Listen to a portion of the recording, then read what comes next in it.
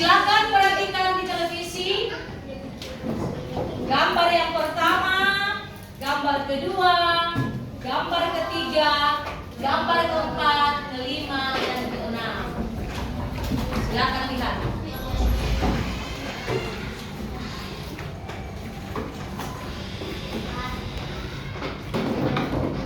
Apa kalian sudah lihat?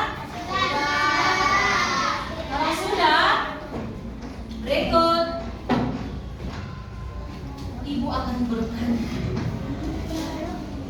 Yang tanya, yang Ibu tanya, mau jawab silakan angkat tangan. Boleh? Boleh. Siapa yang masih ingat apa yang dikatakan Tuhan dalam kitab suci tadi tentang orang tua? Angkat tangan. Felis, silakan Felis.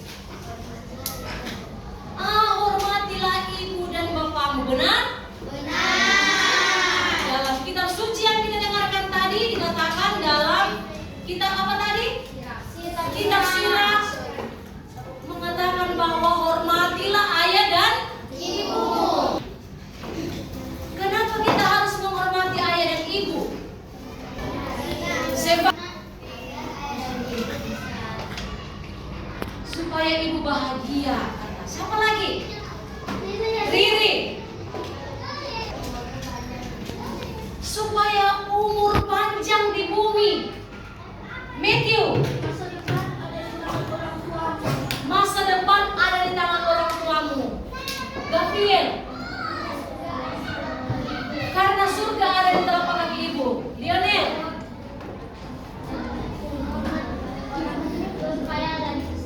Menghormati orang tua supaya lanjut usia. Deklan. Karena ibu bapak sehingga kita ada di dunia ini bisa lahir. Faisal. Ibu bapak yang telah membesarkan memberikan kita kehidupan. Wah, hebat-hebat. Kita berikan tepuk tangan untuk semua.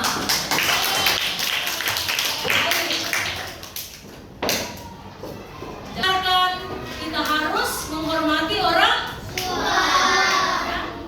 Kalau dalam 10 perintah Allah ada di perintah yang keberapa menghormati? Perintah yang keempat. Oke. Terima kasih yang sudah menjawab. Sekarang orang mau lihat di televisi lagi ada sebuah cerita. Ceritanya berjudul Ibuku Bermata Satu. Apa yang judul? Ibuku Mata Satu. Kita akan lihat kisah ibu bermata satu.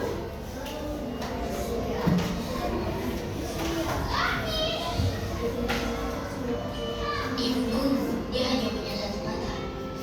Aku sangat membencinya. Sama-sama ya. Kita pulang.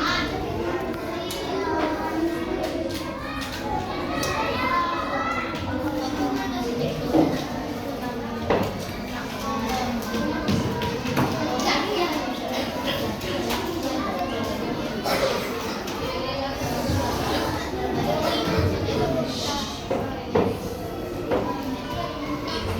dia hanya punya satu mata. Aku sangat membencinya. Dia sangat memalukan. Dia bekerja membersihkan ruangan, memasak, apapun itu untuk menafkahi keluarga. Ini terjadi pada waktu ketika aku duduk di sekolah dasar. Pada waktu itu, ibuku datang untuk menjemputku. Aku sangat malu waktu itu. Bagaimana mungkin dia melakukan ini padaku? Aku acuhkan dia, melemparkan pandangan kebencian padanya, dan bergegas pergi. Keesokan harinya di sekolah, seorang teman baikku berkata, ibumu hanya punya satu mata. Apakah kamu gak malu? Ingin ku kubur saja diri ini. Dan ku ingin ibuku segera menghilang dari kehidupanku. Pada hari itu, ku datangi ibuku dan kukatakan, jika kamu hanya akan membuat aku jadi bahan tertawaan, kenapa kamu gak mati saja? Ibuku tidak meresponnya, hanya berusaha menyembunyikan raut kesedihan di mukanya. Aku bahkan tidak sadar dengan apa yang telah kukatakan. Karena aku penuh dengan kemarahan, aku tidak menghiraukan perasaan ibu. Malam itu aku terjaga dan bangun dari ke dapur untuk sedang menangis di sana terpisah-pisah. Mungkin karena dia khawatir akan membangunkanku. Sesaat ku tatap dia, dan kemudian pergi meninggalkannya. Setelah aku mengatakan perasaanku sebelum menemani ibuku, aku merasa tidak enak dan tertekan. Walau demikian, aku benci ibuku yang menangis dengan satu mata. Aku ingin keluar dari rumah itu secepat mungkin. Lalu aku belajar sekeras mungkin dan mendapat kesempatan belajar keluar kota. Aku meninggalkan ibuku dan belajar tekun. Aku banyak bertemu teman baru dan belajar banyak hal. Dan yang terpenting, aku melupakan masa laluku. Setelah aku lulus dan bekerja, lalu menikah dan membeli rumah sendiri, aku memiliki anak-anak yang lucu. Aku bahagia dengan kehidupanku sendiri. Aku tidak pernah menghubungi ibuku lagi. Sekarang aku tinggal dengan bahagia sebagai seorang yang sukses. Aku menyukai tempat tinggal ini karena tempat ini dapat membantuku menemukan ibuku. Sampai suatu hari, ibuku datang mengunjungiku. Dia tidak bertemu denganku selama bertahun-tahun, bahkan tidak pernah melihat cucunya sendiri. Ketika dia berada di pintu, anak bungsuku ketakutan dan berlari menjauh. Aku juga tidak pernah cerita kepada anak itu. Pada malam itu, aku tidur dan mengantuk. Gimana mungkin kau datang ke rumahku dan membuat takut padaku? Keluar dari sini sekarang. Itu, ibu kami berkata dengan perlahan, maafkan saya. Mungkin saya mendatangi hal yang salah. Lalu pergi, demikian dari pandanganku. Suatu hari, sebuah undangan menghadiri lulus sekolah di aku dan sekarang. Jadi, aku berbohong kepada keluargaku bahwa aku melakukan perjalanan dinas.